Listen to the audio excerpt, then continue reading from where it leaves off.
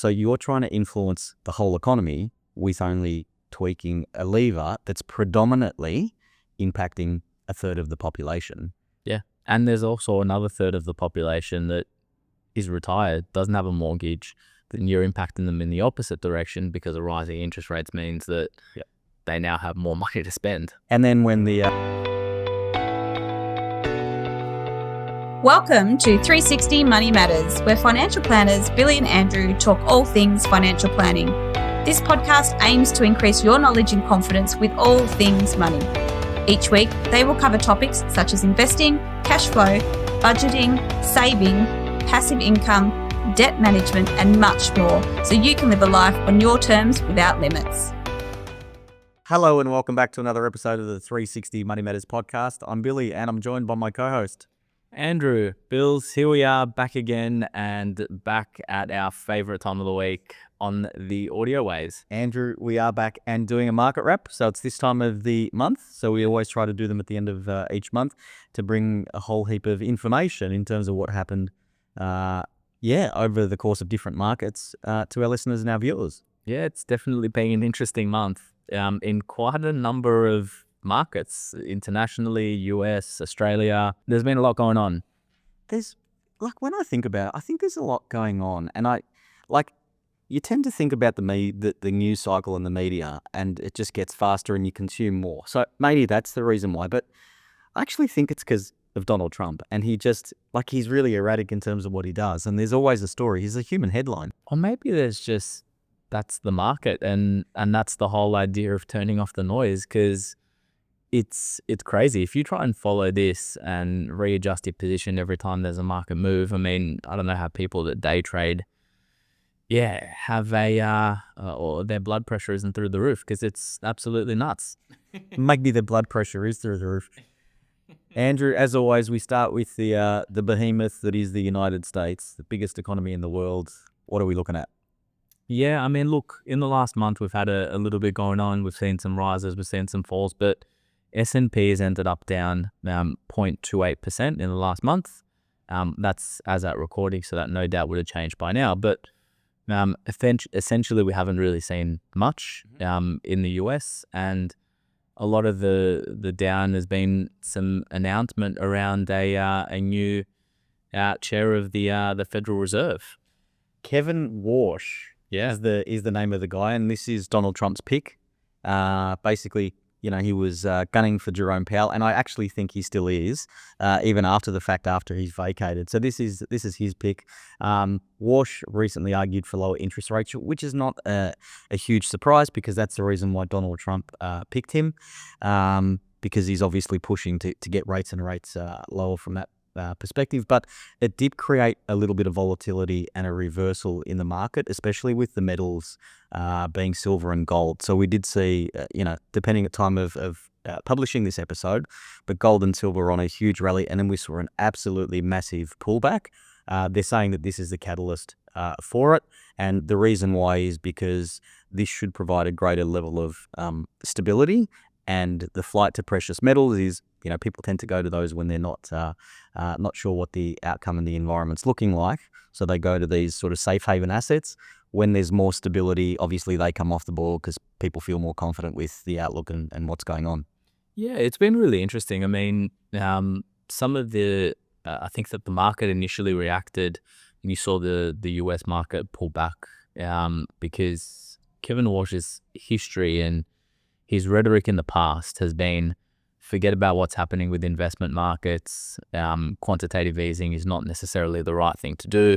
And he's had a pretty strong rhetoric to increase interest rates and keep rates higher. That rhetoric changed recently. Hence the appointment from Donald Trump. But I guess the market was looking at his history, and the market was looking at, okay, what are some of the decisions that he's made in the past? And a lot of the decisions in the past has actually been supportive of keeping interest rates higher and allowing markets to fall. So it's been volatile, to say at the very least. And hence why the market sort of doesn't know which way it's moving, and you're looking at stocks that the stock market has fallen and then risen and fallen. And I think that's reflective of just kind of not knowing where it's going to go. I mean, you asked me my opinion. I don't think Trump's appointing him unless there's I mean, he's been, as you said, gunning for Jerome Powell for the last 2 years because he hasn't decreased interest rates. So unless there's some sort of underhanded, deal, or unless there's an understanding that interest rates are going to come down, I definitely don't think he would have appointed him, because he could have picked quite literally anybody else. So yeah, I think, I don't know, I don't want to say puppet man. I don't want to say someone that's in the pocket of the US president, but I can't see an appointment being made that's going to be contrary to what Trump ultimately wants. And what Trump ultimately wants is the market to do well ahead of midterm elections. That's a really complicated way of stating the obvious. Yeah. But I think you're right. In the US, inflation's been in line with expectations, so sort of nothing to really see there. Oil continued to rise, which is not surprising based off the geopolitical risk that we are seeing. Like, there's a lot going on in the world, and a lot specifically around countries that produce oil, think Venezuela in particular. The Fed did maintain rates as expected. Andrew, earnings season. So we've seen 85 to 90% of companies have reported and have beaten expectations. What does that look like? Yeah, so it's been one of the best reporting seasons in a very long time in the US, where 85 to 90% of the companies have actually beaten the earnings expectations. So that's a really, really strong beat rate. And it's one of the reasons why we've seen markets rallying since end of 2024, and it's one of the highest earning rates in the last, or in recent years. So things or companies have been doing quite well. You couple that with inflation being under control, and that is broadly why you're seeing the Fed keeping things as it is and not making any rate changes. Yeah. Yep. And I think that's really a good indicator for the health of the economy is the actual the numbers and the profitability that the businesses are achieving. That's the perfect measure, right? Yeah, that's our metric. Yeah, absolutely. So that's good to hear. Let's pivot across to China. So GDP and growth trends. So China's latest I'm thinking of Chat GPT. There's too many acronyms in our world. GDP, gross domestic product. I definitely need another coffee, Andrew. Showed growth of approximately 5% for the second half of 2025, slightly below earlier quarters when you compare that. It's insane. It's insane, isn't it? When they look at that figure and they go at a 5% GDP, and we're talking about some slowed growth in the US, or nominal GDP, closer to 4%, and that's one of the slower readings outside of the pandemic. It just it baffles my mind that what is a boom in any other economy is a slowdown in the Chinese economy. House prices, primarily new house prices, we are seeing that down 0.3% sort of month on month. Now that's stronger than what it has been in the past. So there has been some concern around house prices in China and the impact that that's going to have to the broader economy, and been talking about government stimulus for the last little bit. There's an improvement in it, but it's still a negative number. So we're still seeing a decline in house prices in China. Yep. And I think that's interesting. If you consider and compare sort of that sort of thinking and methodology and the wealth effect that society has, and think about Australia, like when your house price rises, you have a greater psychological feeling that you're wealthier. Yeah. And what that does do is it influences behavior, and you feel more confident in spending money and consuming. So if you think about what that looks like in, the world's fastest growing economy, interesting story that you think, okay, maybe from a Chinese consumer perspective, their house prices aren't growing. They're actually going backwards, even though that is slowing, which is a positive sign. What impact does that have for GDP growth moving forward? Just an interesting one from that perspective. Andrew, ASX 200 up 1.84% for the month of January. Yeah. Imagine if that continued for 12 months. That's insane.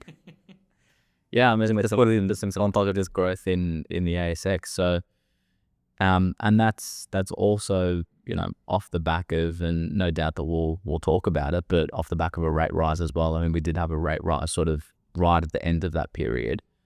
And yet we're still seeing the market performing positively. So yeah, it's interesting, and it's positive that the Aussie market is doing quite well. Inflation and some of the inflation data, as well as some of the unemployment data, not meeting where was expected, was part of the reason why you did see the RBA increase in interest rates, which is really interesting, because I mean, I can't think of a time where we've seen such a reversal in decision making, whereby you're in a decreasing interest rate environment and all of a sudden, data comes out and the reverse is flipped. And I think what the RBA is realized, and is also, really being conscious over, is how quickly inflation got out of control last time, and that if you don't act quickly, the ramifications that it can have, particularly when you're not meeting on a monthly basis. And that's now happening on a 6-week basis. Yeah, look, it's interesting, and not that I want to rip on the government and stuff, but I've probably got an analogy to use and my thinking behind this. So the analogy is, when you're in the shower, right, and you're trying to adjust the temperature to get it just right, you're doing little tweaks, a little bit hotter, a little bit colder, whatever that is, and trying to find the right balance. When it's out of whack, like when you first get into the shower, you're actually needing greater iterations of those two influences. I think that's what we're seeing. So as the economy moves, if they don't have the finger on the pulse and doing these small little tweaks when they need to, and you make an interesting point about how often they're moving, or meeting, I should say, you need bigger movements and more frequent. So I think that's the one thing. But interestingly enough, the Reserve Bank, do we go as far as say is a blunt instrument? And the reason why I say that is because if you consider that a third of the Australian population has a mortgage, right? You're trying to influence the behavior of the Australian economy by influencing interest rates, moving them up, moving them down. The people that it's hurting the most are the ones with the mortgage, which is the majority of the taxpayers in the country, just because of the age demographic. So you're trying to influence the whole economy with only tweaking a lever that's predominantly impacting a third of the population.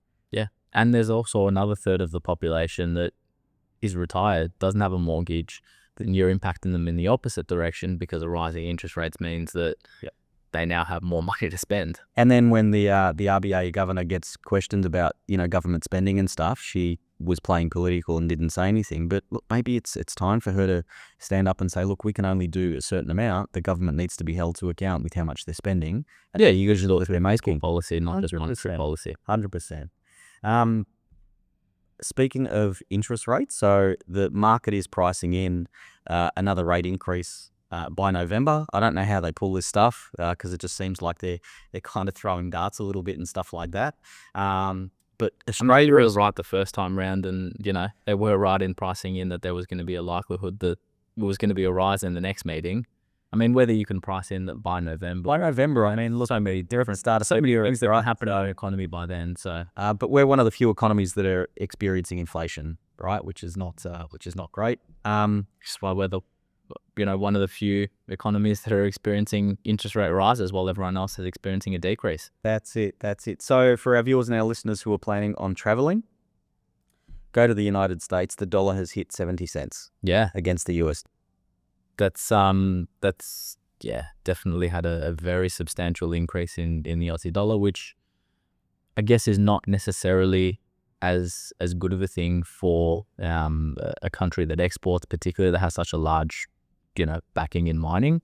As your currency becomes more expensive, you're more expensive to purchase from, and so normally, and the reason that I'm bringing this up is that normally you do see share markets pull back at a point in time where your Aussie dollar or your currency increases and inflates in value, and despite that, we are still seeing some strong signs out of the ASX. Yeah, Andrew, property market, summer selling season has started strong. Higher clearance rates across the major capital cities, and improving buyer sentiment. I think that just happens sort of naturally every time at this time of year. Yeah. hopefully we can get a bit more of that love and attention in Melbourne, because we've dropped the ball a little bit in terms of property prices in comparison to the rest of the country. Yeah, I mean, we've had shared our thoughts on that around why and where we see things likely moving in the future. But at least some positive signs are that clearance rates have started strong, and albeit, we're talking about a time period in January where there isn't a huge amount of market activity. By the time properties get listed, by the time they run through to auction, and that flows through, you generally don't see too much data coming out of January. But nonetheless, we're still seeing some strong clearance rates. And Andrew, in terms of exports, so we're seeing a fairly strong run in commodity prices. And in particular, if you look at the share price of, say, the big miners, so we're talking BHP and Rio here, you've seen BHP in particular really increase in its share price, driven by stronger demand in China, which is interesting because we spoke about the consumption story that's happening over there. Yeah, which is part of the reason. And I think that's what's largely been lifting the Australian economy is the resources part of the share market has been the part that's overperformed, and that's part of the backdrop as to why we've seen such a strong result despite all of the other data that's coming out of the Australian economy. Yep. Andrew, I reckon that's probably about it for market wrap. Yeah, good little wrap up around what's happened and how things have been tracking in the last month or so. So Bills, thanks again for another great episode. Andrew, thank you. To our viewers and our listeners, if you got some value out of that, or you had some questions around, what's happening and wanted to assess your own situation, details for Billy and myself are in the show notes. And we look forward to catch you on the next podcast. Thanks. Thanks for listening today. If you have any questions on what we talked about or would like to have a chat about your money journey, visit us at 360fs.com.au. The information in this podcast is general in nature and does not take into account your personal objectives, financial situation, or needs. It is not financial, legal, or tax advice and should not be relied upon as such. You should consider whether the information is appropriate to your circumstances and seek professional advice before acting on any of the information provided. Past performance is not a reliable indicator of future performance. This information is provided by Billy Amiridis and Andrew Nicolaou of 360 Financial Strategists Pty Ltd, authorized representatives and credit representatives of Akumin Financial Planning Pty Ltd.